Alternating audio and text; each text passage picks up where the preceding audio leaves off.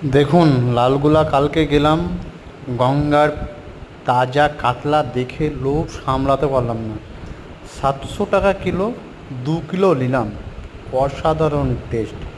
আমি প্রায় লালগুলা যাই পদ্মার মাছ আনতে, কাতলা পেলাম, তাই আমার দেখে আর লোভ সামলাতে পারলাম না। মাছ কেন হবে, 700 টাকা করে কিলো, নিলাম 2 কিলো। তার পিউলি মাছ নিলাম।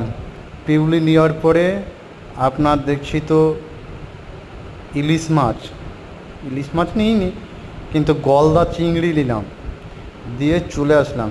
কিন্তু মাছটা দেখে গাইস লোভ সামলাতে পারিনি।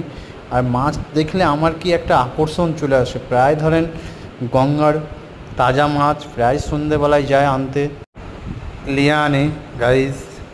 দেখুন, আজ মরলে কালকে দুদিন। আপনারা লাইভ গাইস সাবস্ক্রাইব করবেন, লাইক করবেন, কমেন্ট করবেন। দেখ, আপনাদেরকে তাই প্রতিদিনকে নতুন নতুন ভিডিও দিতে ভালো লাগবে। দেখুন, গরিব মানুষ, আপনারা যদি সাপোর্ট করেন তাহলে ধরেন অনেকটু কিছু যাবে। একটু সাপোর্টটা করুন গাইজ। আপনারা সবাই সবাই মিলে সাপোর্ট করলে তো আর কোনো প্রবলেম হয় না গাইজ। এটাই আপনাদের কাছে আশীর্বাদ চাইছি। দেখুন, কষ্ট করলে ফল পাওয়া যায়। আমিও প্রতিদিন নতুন নতুন ভিডিও দেবো, আপডেট দেবো, আপনারা দেখবেন। লালগুলা পদ্মার মাছ প্রতিদিন সন্ধেবেলায় পাওয়া যায় গাইজ।